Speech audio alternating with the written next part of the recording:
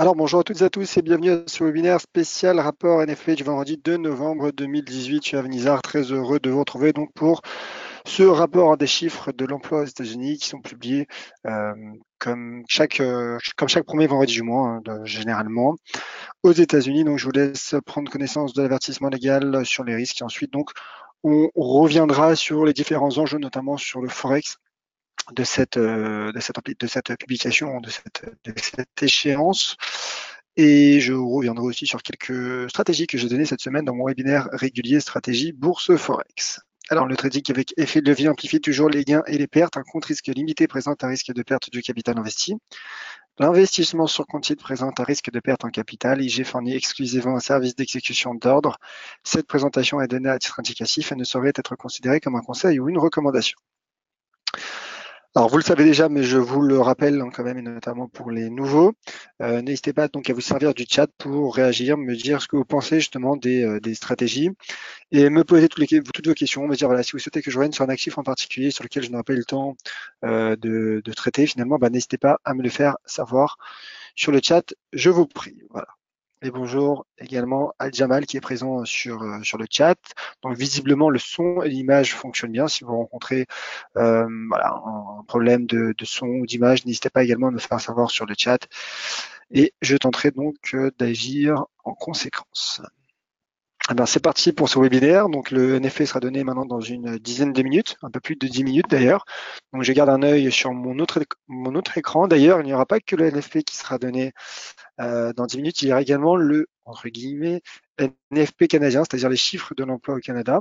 Donc c'est vrai qu'on peut s'attendre à un regain de volatilité relatif sur le taux de change USD4, sur les paires en canadien, en dollars canadiens et en dollars américains, mais donc particulièrement sur l'USD4. Alors euh, c'est vrai que,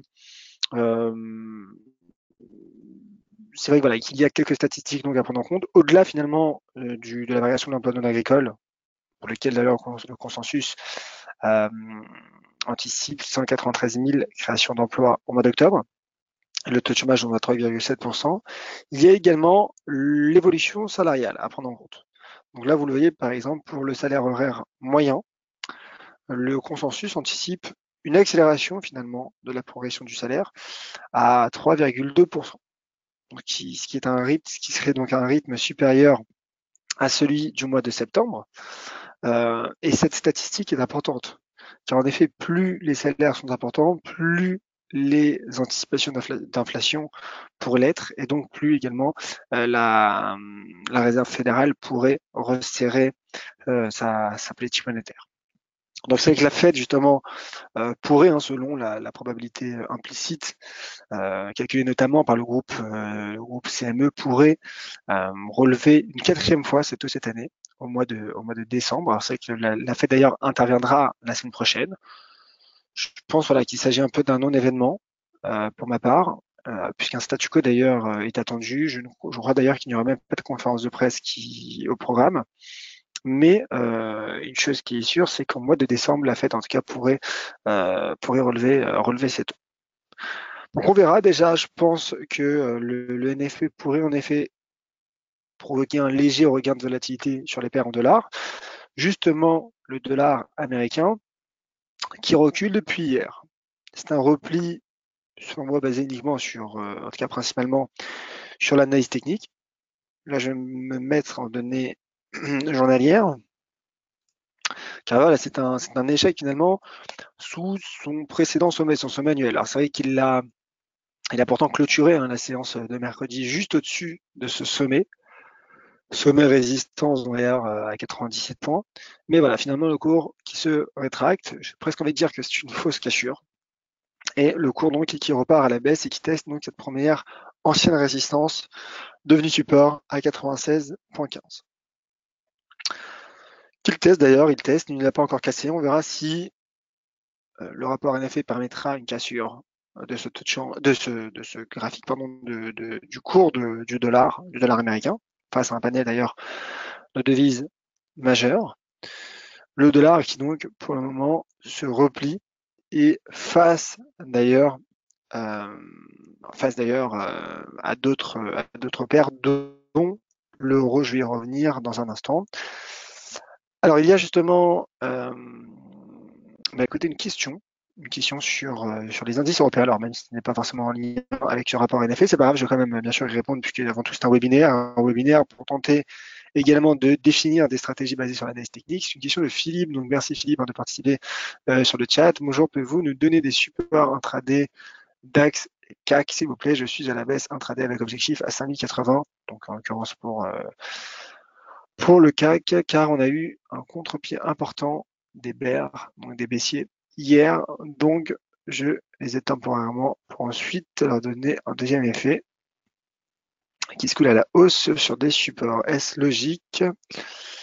Alors, on va regarder ça. On va regarder ça justement, les indices européens. Je vous invite d'ailleurs à retrouver un article que j'ai publié il y a quelques heures dans la matinée, il y a 1 heure, je crois, sur les indices européens, justement, le CAC 40, DAX, mais également FTSE.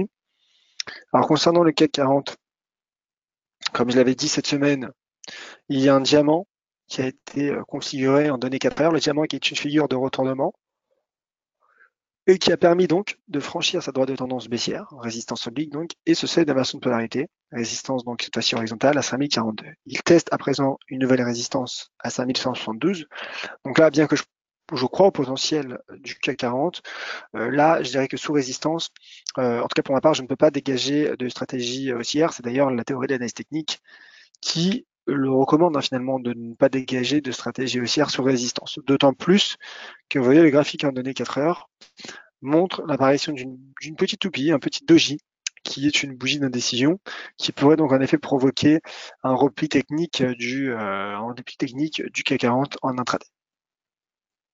Vous voyez là, si on regarde les dernières bougies horaires, les 5 dernières bougies horaires, pour le moment, le cours cale. Alors c'est vrai qu'il y a une volatilité relativement faible. On verra si justement avec les chiffres du NFP, cette volatilité se reprendra et s'il y aura breakout ou non. En tout cas, en effet, techniquement, là pour le moment, j'ai l'impression voilà, qu'on est sous résistance, sous une zone de résistance. Donc là, pour ma part, j'attendrai un éventuel déclencheur qui permettrait donc au CAC 40 de se relancer. Et ce déclencheur s'appelle selon moi seuil à 5172 points. Alors concernant le DAX là aussi, c'est vrai qu'il y a un potentiel haussier. Je me demande s'il n'y a pas un pendu qui vient d'être formé aussi là en données 4 heures. En tout cas, il teste un seuil d'inversion de polarité à 11 690 points.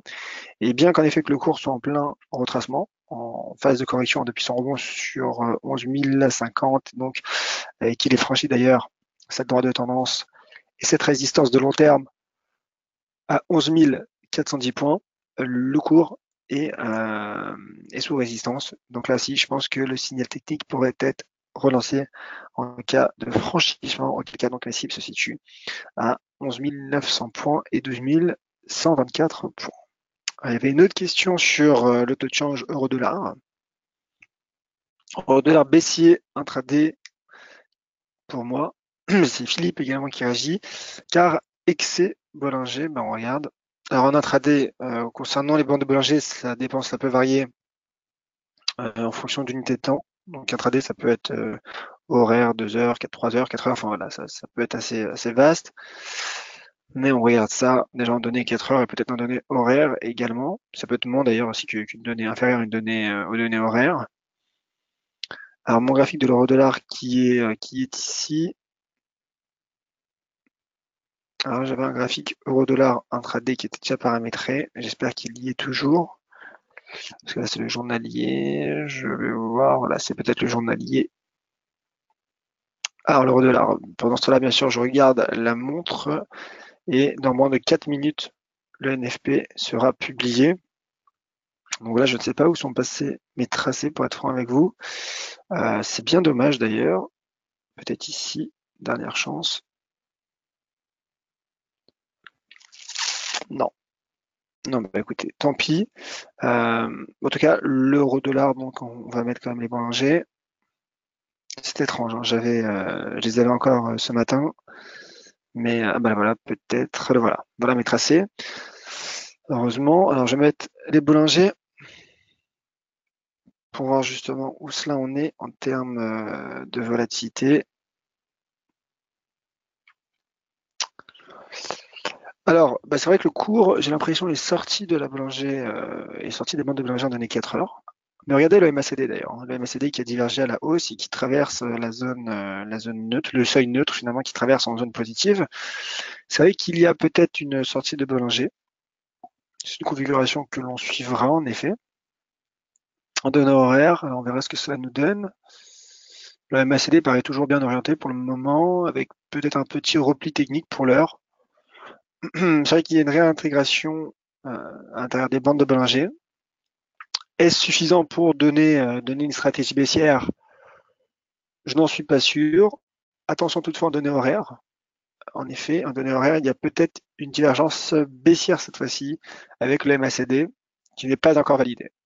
Elle serait validée euh, si le MACD repasse sous son creux. Et n'oublions pas que nous sommes en données horaires, donc cela pourrait signifier un simple repli technique avant la fin de semaine, ce qui serait pas non plus, euh, ce qui serait pas non plus euh, une alerte, je dirais, sur l'euro-dollar, mais peut-être en effet un premier élément sur lequel il faudra rester attentif.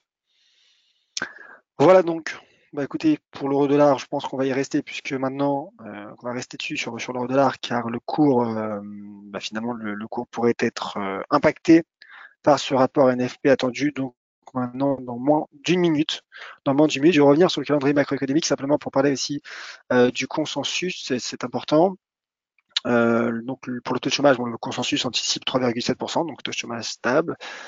Le NFP, il l'attend à 193 000, ça je l'ai évoqué. Concernant les statistiques canadiennes, puisqu'on surveillerait également la PR, le dollar canadien. Concernant les statistiques canadiennes, donc le consensus anticipe un taux de chômage stable à 5,9% et un nombre de créations d'emplois qui s'élève à 12 500 pour le mois dernier. Voilà. Donc n'hésitez pas, hein, si vous avez, je regarde la montre, je regarde mon autre écran avec pour guider justement euh, les résultats donc du NFP. Je vais me mettre ici sur le graphique, notamment de l'euro-dollar, pour voir quelle est la réaction du marché. Pour le moment, le dollar rebondit légèrement, petit repli de l'euro-dollar. Alors, voilà, les chiffres viennent de tomber. 250 000 créations d'emplois. 250 000 créations d'emplois aux États-Unis, donc c'est un excellent chiffre. Nettement supérieur aux 193 000 anticipés. Taux de chômage stable à 3,7%. Au Canada, taux de chômage qui baisse à 5,8%.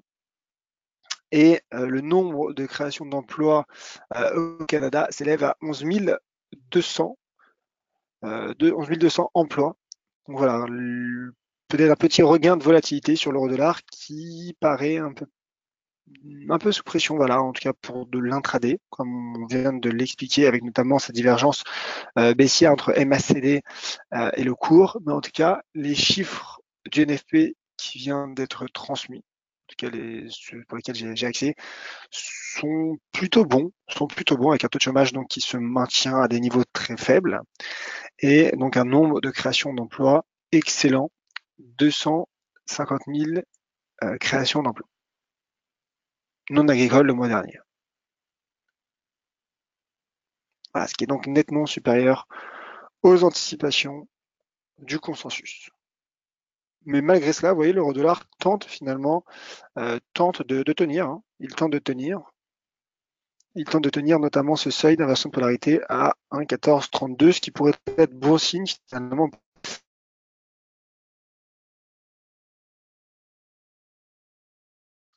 Est un seuil d'inversion de polarité.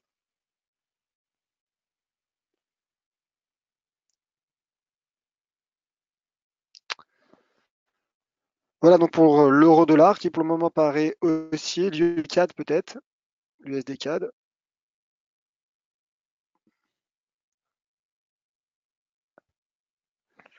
Alors l'USD CAD lui aussi qui paraît toujours résilient, toujours au contact de cette zone finalement entre 1,3079 et la partie supérieure de ce canal baissier.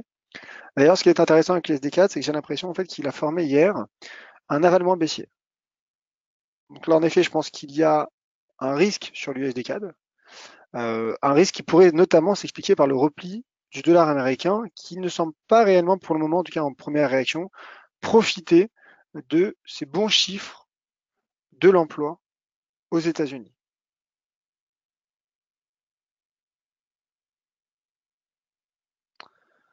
Je vais me mettre sur le DXY.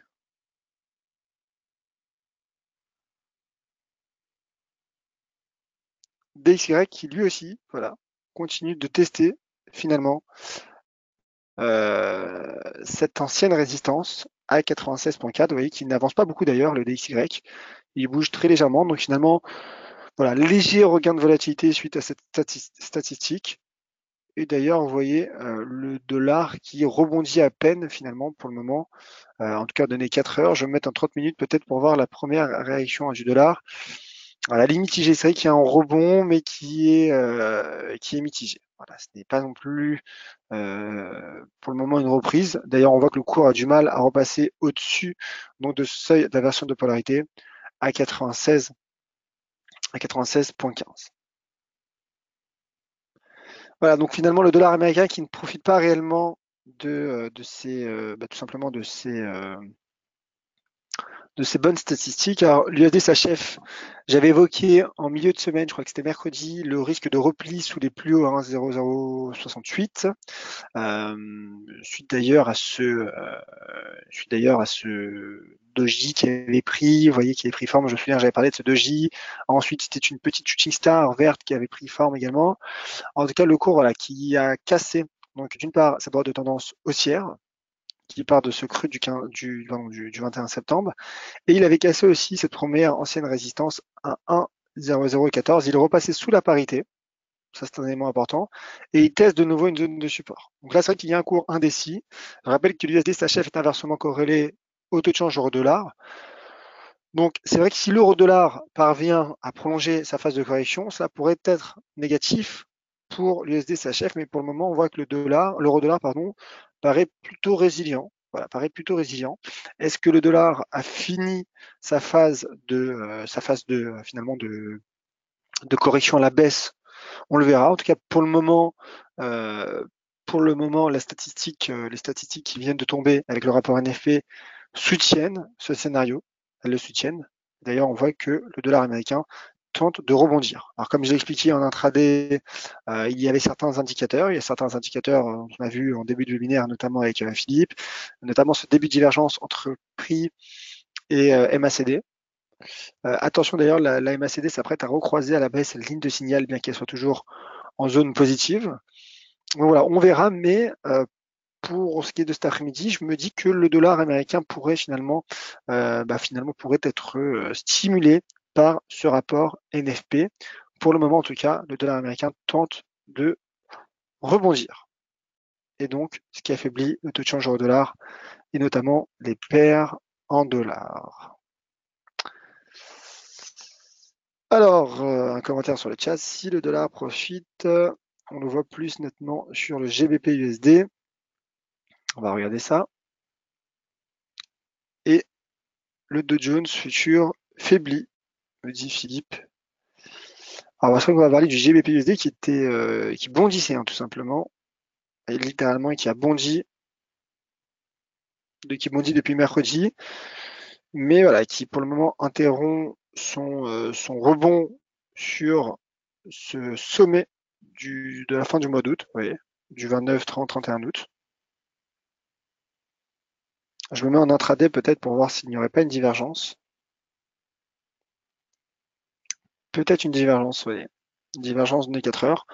Donc là, cela paraît plutôt haussier pour ce qui est de la séance du jour pour le dollar américain. Le dollar américain donc soutenu par le rapport NFP, qui semble réagir de manière plutôt positive. Vous voyez, en effet, il réagit de manière positive à ce bon rapport NFP, il faut le dire, 250 000 créations d'emplois. C'est nettement supérieur aux attentes du consensus. Et j'ai l'impression, vous voyez, en données d'ailleurs, c'est intéressant, sur GBP-USD, le cours teste la ligne de coup d'une épaule tête épaule. D'un double sommet, pardon. Mais bon, les deux sont des figures de retournement à la hausse de toute façon, avec une ligne de coup donc à 1,2986. et un momentum qui chute en données horaires. Vous voyez, en données horaires, là, j'ai l'impression que le cours pourrait enclencher un double sommet en cas de cassure donc de ce seuil 1,2986 qui pourrait le reconduire en direction des 1,2944, 1,29, en tout cas de cette zone, en tout cas 1,2944. Intéressant GBP USD, mais pour le moment, cela me paraît plutôt haussier donc pour le dollar américain avec notamment cette divergence sur GBP USD. De manière générale, on l'a vu que sur les paires en dollars, le dollar pour le moment tire profit de cette statistique. Alors concernant les indices américains, j'ai un support intraday de Jones à 25 400 et vous, alors on va regarder ça.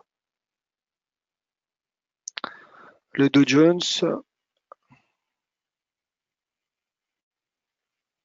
alors là sur mon graphique, j'ai paramétré à ma plateforme en sorte que le cours là évolue seulement à l'ouverture finalement de la session américaine. Donc c'est vrai que je ne pourrais pas vous parler finalement des contrats futurs en tout cas d'un point de vue graphique. Concernant les niveaux de support,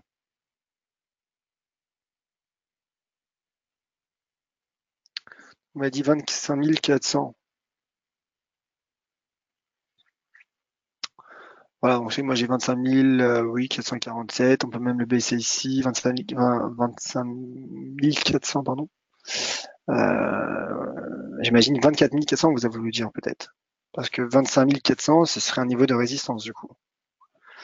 Euh, voilà, ce serait pour moi, en tout cas sur mon graphique, ce serait un niveau de résistance. En tout cas, 24 400, 24 450, vous voyez, paraît en effet être un niveau de support. Paraît être un niveau de support. Pour le moment, je continue de croire au potentiel des indices. Lorsque je regarde sur le graphique, c'est vrai que le cours est sorti par le haut d'un canal baissier, il a franchi deux résistances. Donc je me dis qu'un pullback sur 25 246 pourrait relancer le Dow Jones en direction des 25 800. Donc voilà, on verra. Et pour le Nasdaq,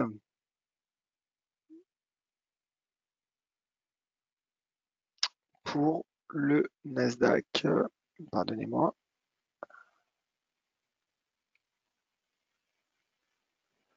Alors je l'avais, voilà.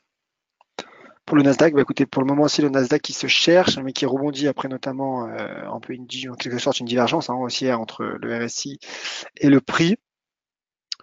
Prochain support qu'il teste actuellement, c'est le seuil finalement la zone entre les 6869 et 6700. Donc ça, c'est en effet une zone de support qui pourrait être favorable au Nasdaq. En tout cas, un pullback sur ce niveau le relancerait en direction des 7226 points. Attention, car j'ai l'impression aussi qu'en données 4 heures, il y a peut-être un avalement baissier, pas réellement, mais en tout cas, ça y ressemble.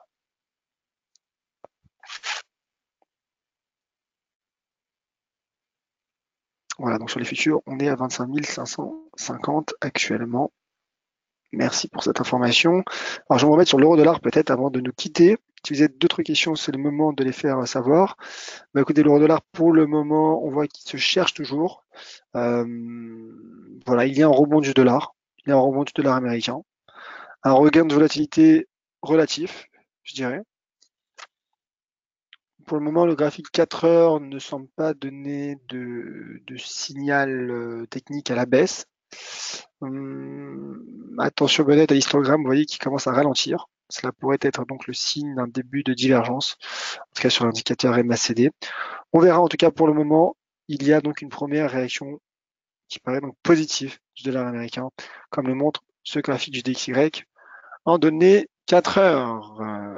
Voilà donc pour ce live spécial NFP. Je pense qu'il n'y a plus de questions sur le chat. Je vous rappelle donc les prochains rendez-vous de la semaine prochaine. Donc vous retrouverez Valentin comme chaque matin à 9 heures pour son point marché boursier, préparation de la session européenne. Pour ma part, donc on se retrouvera lundi également. Alors à 13 heures pour les crypto-monnaies et à 16 heures pour la stratégie de la semaine. Voilà, je reviendrai sur les deux stratégies. D'ailleurs, exceptionnellement, la semaine dernière, j'avais donné deux stratégies, donc on verra où elles en sont. Est-ce que nos objectifs ont été atteints ou pas? Est-ce que ces stratégies ont été invalidées Donc, on verra lundi à 16h, lien d'inscription sur dailyfix.fr, la stratégie de la semaine.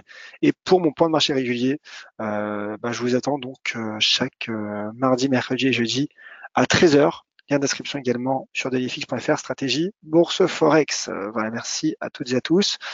Donc, rapport NFP positif, 250 000 créations d'emplois non agricoles au mois d'octobre aux États-Unis. C'est nettement supérieur aux 193 000 qu'anticipaient les consensus.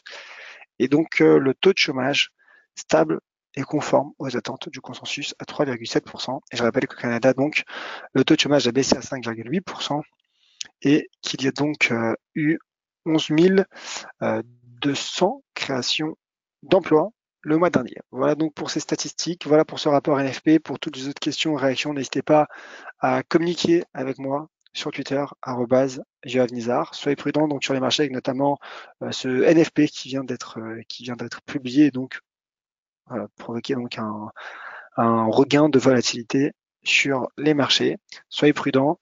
Je vous souhaite à toutes et à tous de passer un excellent week-end. On se retrouve donc lundi à 16h pour la stratégie de la semaine et mardi, mercredi, jeudi à 13h pour mon point de marché stratégie bourse forex. J'assurerai donc un suivi des stratégies que j'ai donné cette semaine.